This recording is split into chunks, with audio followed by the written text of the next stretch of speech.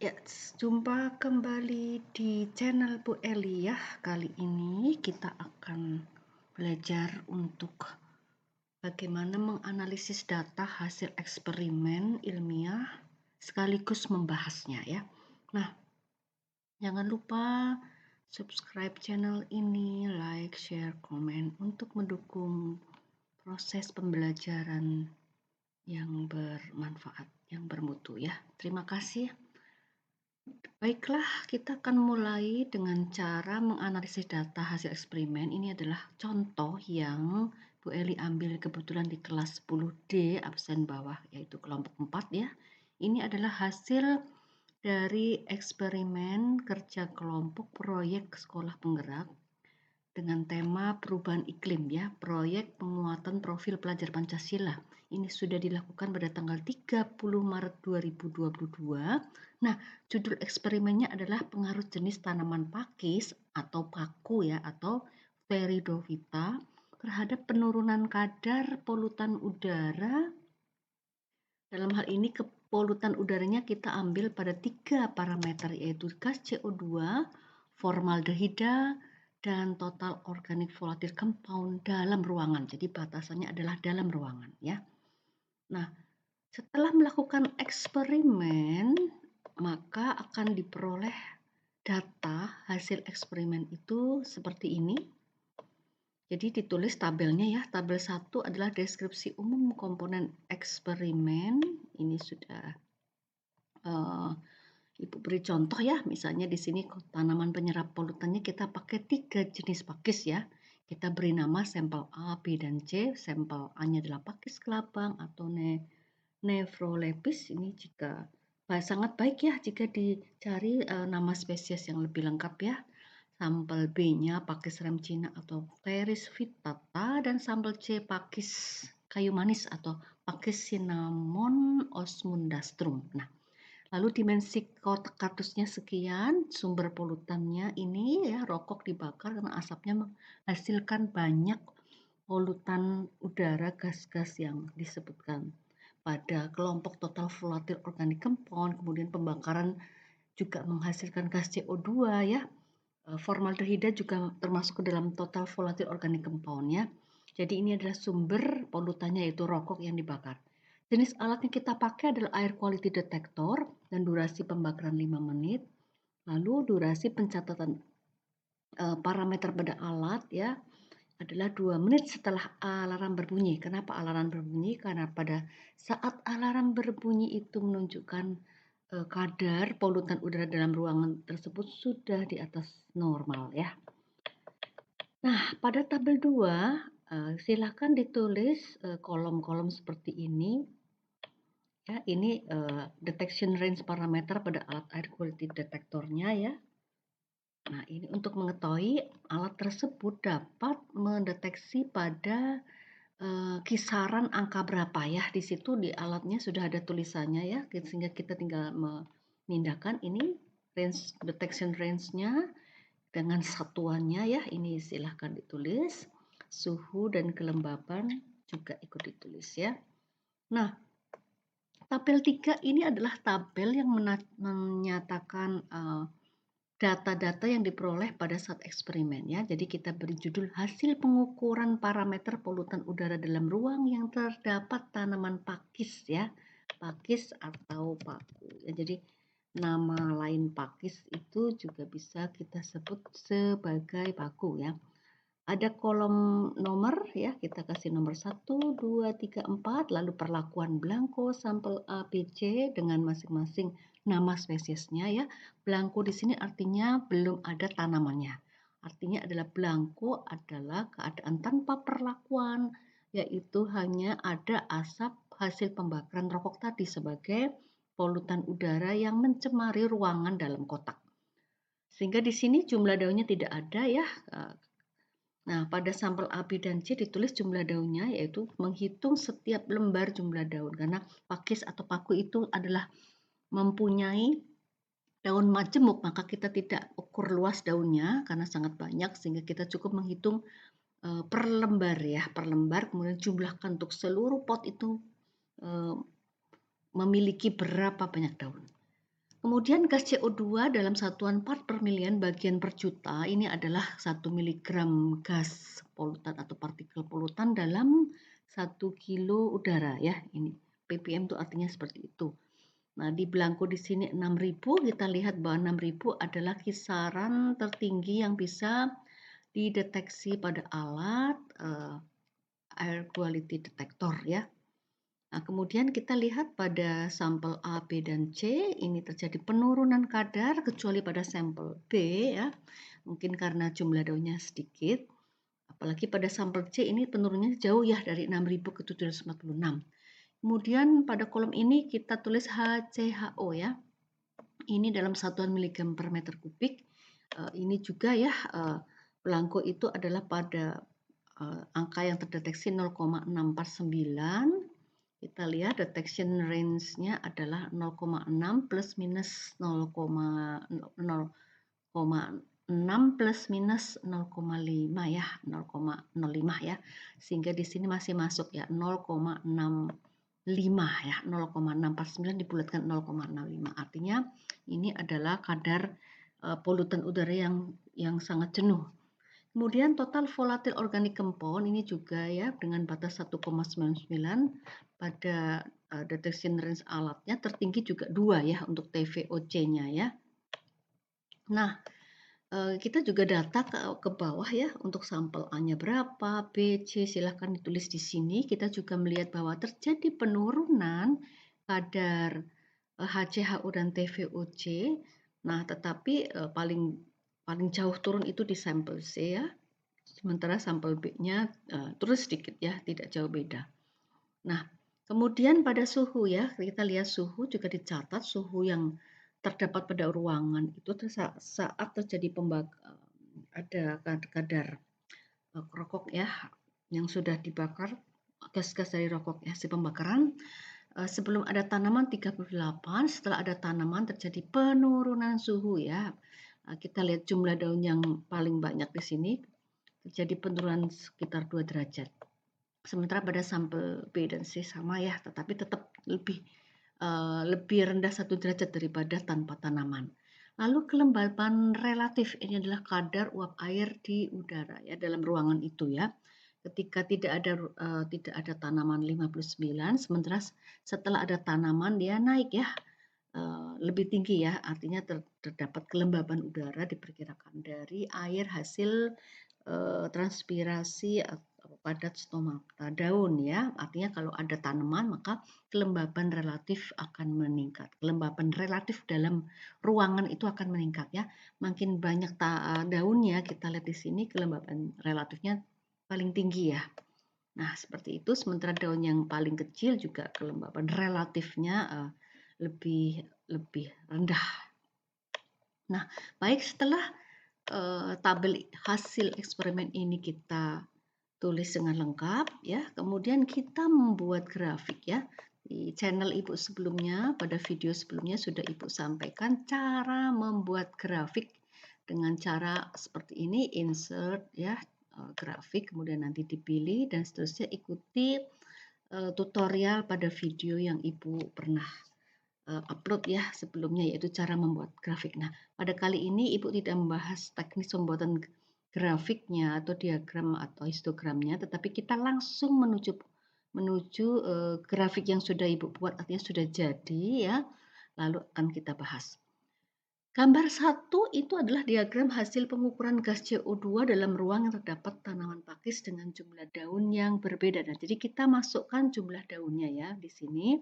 Jadi jumlah daun itu yang hijau, kadar CO2-nya yang merah ya.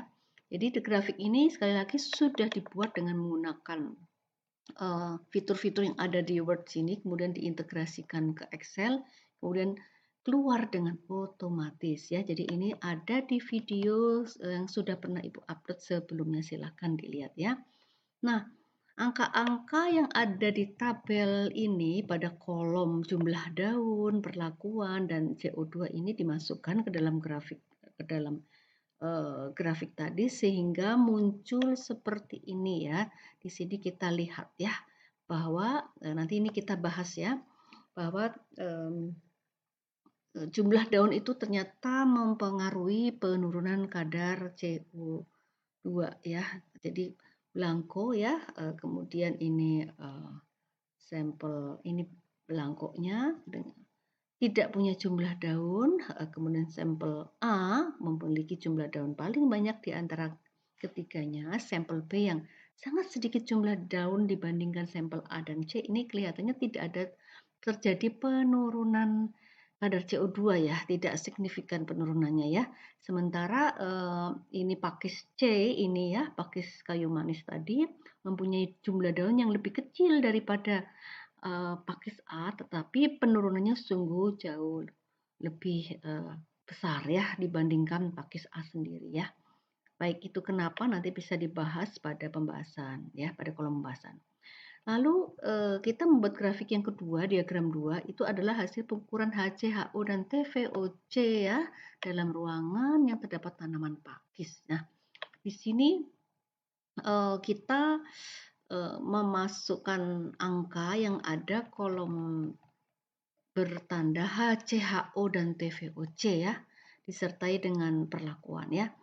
Di sini kita tidak memasukkan jumlah daun ya, dalam arti karena sudah kita tuliskan jumlah daunnya di sini ya. Nah, di sini ya.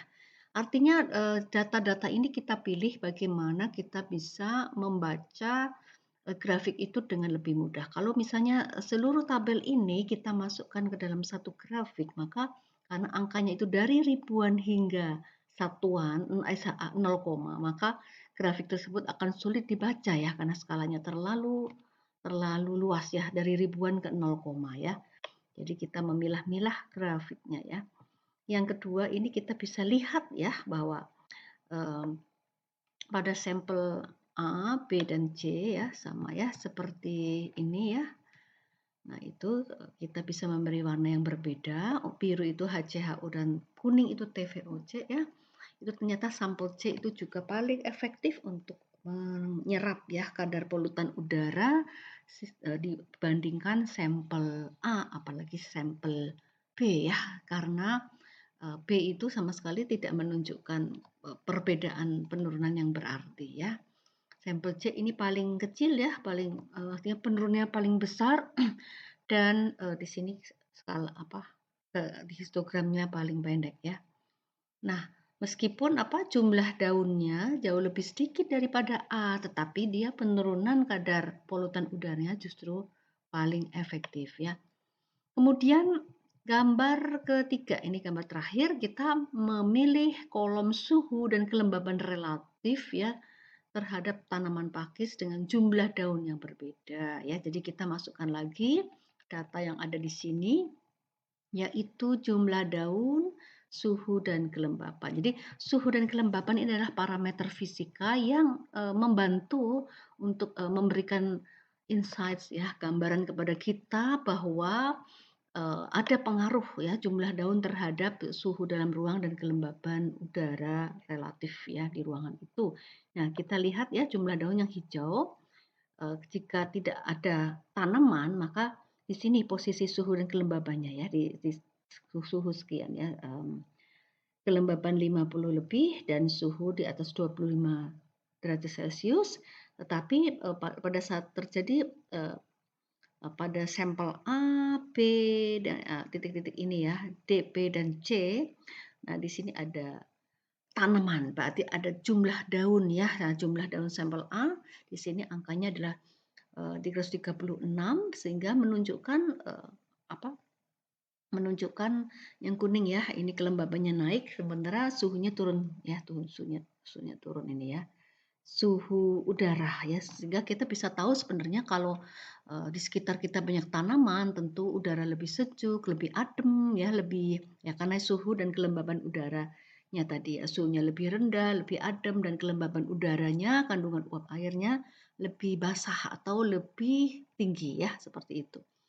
Nah, ini juga ya, ini di sini jumlah daun pada sampel B ya. Nah, ini terjadi penurunan kelembaban dan, ada tidak terjadi perubahan signifikan pada penurunan suhu ya. Nah, kemudian di sini ada sampel C ya, sampel C ini dengan jumlah daun yang lebih kecil daripada A ya, lebih sedikit dari A, tetapi juga ikut ya menaikkan kelembaban udara dan menurunkan suhu ya, seperti itu. Walaupun hanya 1 derajat, tetapi kalau untuk, A tadi ya 2 derajat ya paling paling tinggi penurunan suhunya karena jumlah daunnya juga paling tinggi ya. Nah, setelah kita membuat 3 diagram seperti ini, lalu kita bahas. Kita bahasnya adalah ini Ibu memberikan contoh cara membahas pada ulasan konten IPA ya, supaya IPA-nya itu, kita menyentuh IPA-nya karena ini tema perubahan lingkungan ya. Nah, seperti ini. Salah satu peran tumbuhan terhadap lingkungan adalah sebagai indikator pencemaran udara ya. Jadi indikator pencemaran udara ya. Makanya kita menggunakan tanaman ya. Kenapa? Karena stomata pada daunnya adalah pintu masuk pertukaran gas dan uap air yang menyerap gas-gas penyebab polutan di udara ya, karena tumbuhan atau tanaman mempunyai daun dan daun mempunyai stomata yang fungsinya untuk ini ya. Nah, jumlah stomata per meter persegi berbeda pada setiap tumbuhan, sehingga kerapatan dan jumlah stomata mempengaruhi respon tumbuhan terhadap kemampuan menyerap polutan udara. Semakin tinggi jumlah kerapatan dan semakin besar ukuran stomata, maka semakin tinggi potensi menyerap polutan udara. Misalnya PM ya, particulate matter termasuk logam berat misalnya seperti arsen ya. Jadi ini diperoleh dari referensi ini ya yang Ibu baca di sini ya. Termasuk pakis itu juga seperti itu sifatnya. Maka kita memilih tanaman pakis sebagai salah satu tanaman yang mampu menyerap polutan udara. Dan sudah terbukti dari eksperimen tadi ya. Nah, kemudian berikutnya daun-daun pada tanaman yang mampu bertahan hidup dalam ruangan termasuk pakis, paku atau nama ilmiahnya Pteridophyta dapat menyerap polutan udara ya. Jadi ini diperoleh dari ini ya, dari referensi ini ya Ibu, dari Stabilo ya, Stabilo. Jadi pada saat kita memberi statement terhadap ulasan ilmiah, maka kita harus memberi referensinya. Kita merujuk dari referensi ilmiah yang mana ya. Nah, kemudian setelah kita memberikan statement yang sifatnya umum ya, terkait dengan apa yang sudah kita teliti ya terhadap pengaruh tadi ya, pengaruh daun dan jumlah daun tadi maka kita mengulas per gambar ya. Gambarnya satu-satu kita ulas. Pada tabel dan gambar 1 menunjukkan jumlah daun mempengaruhi kemampuan tanaman pakis menyerap polutan gas CO2 ya.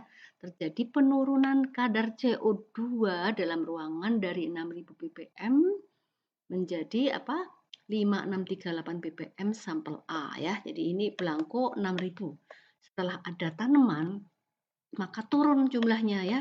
Demikian juga pada sampel C yang sangat jauh turunnya, meskipun jumlah daun C itu kurang dari A ya. Namun pada sampel B dengan jumlah daun 93 tidak menunjukkan penyerapan CO2, yaitu artinya hampir sama ya dengan atau sama ya dengan belangko yaitu 6.000 ppm ya. Jadi itu gambar 1. Nah, seperti ini ya gambarnya tadi ya, sudah diulas di atas tadi ya. Kemudian kita menuju gambar 2 ya.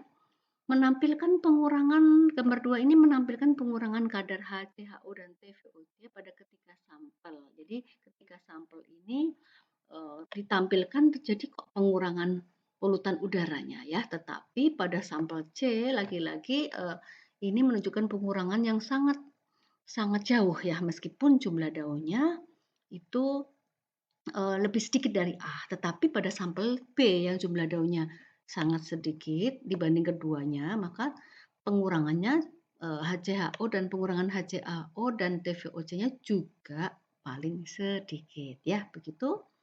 Ini sudah digambar di atas tadi. Nah, sekarang gambar ketiga ya. Ini parameter suhu dalam ruang dan kelembaban relatif ternyata terbukti dipengaruhi oleh jumlah daun ya, jumlah apa? Daun ya. Nah, pada gambar 3 terjadi penurunan suhu dan peningkatan kelembaban relatif dalam ruang saat terdapat tanaman pakis B, C ya seperti ini. Nah, jadi pakis A dengan jumlah daun terbanyak terbukti mampu menurunkan 2 derajat suhu ya dari sebelum ada tanaman atau belangko ya. Sementara pada pakis yang jumlah daunnya sedikit juga hanya penurunan suhunya sedikit, tetapi kelembaban relatifnya juga tidak naik drastis ya, tidak naik drastis ya. Sementara pada sampel A dan C itu terjadi peningkatan nih, lihat ya, peningkatan kelembaban udara ya dan juga penurunan suhu meskipun hanya 1 derajat pada sampel C ya, sementara pada sampel A itu 2 derajat penurunannya karena jumlah daunnya juga lebih banyak ya. Nah, seperti itu artinya pada setiap diagram kita berusaha untuk memberi penjelasan ya kepada audiens mengapa grafiknya naik, turun atau bahkan stagnan ya. Ditinjau dari data hasil eksperimen kita ya. Nah, seperti itu. Kemudian dikaitkan dengan apa?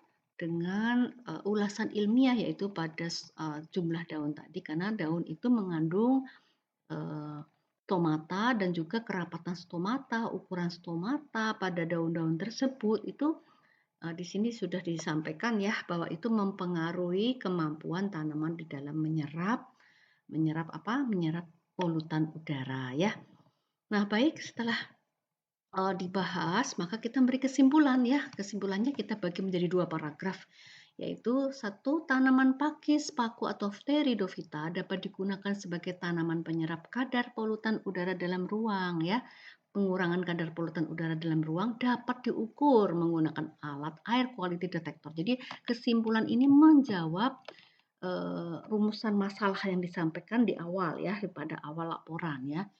Kemudian hasil eksperimen ini menunjukkan jumlah dan ukuran stomata pada daun pakis diperkirakan mempengaruhi efektivitas daun dalam menyerap polutan ya. Jumlah dan ukuran stomata pada daun pakis ya.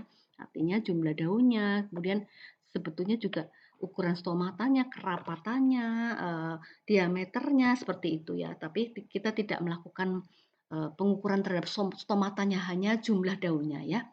Nah, terbukti sampel C yaitu pakis kayu manis cinnamon, cinnamomum, osmundastrum dengan jumlah daun lebih sedikit dari A ternyata paling besar menurunkan kadar polutan udara dalam ruang, sementara sampel B tidak menunjukkan penurunan kadar polutan udara yang berarti ya.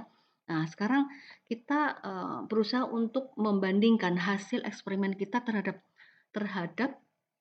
standar ya yang disampaikan oleh US Environmental Protection Agency yaitu standar TVOC yang masih diperbolehkan ya itu masih normal adalah pada angka 0,3 sampai 0,5 mg per meter kubik.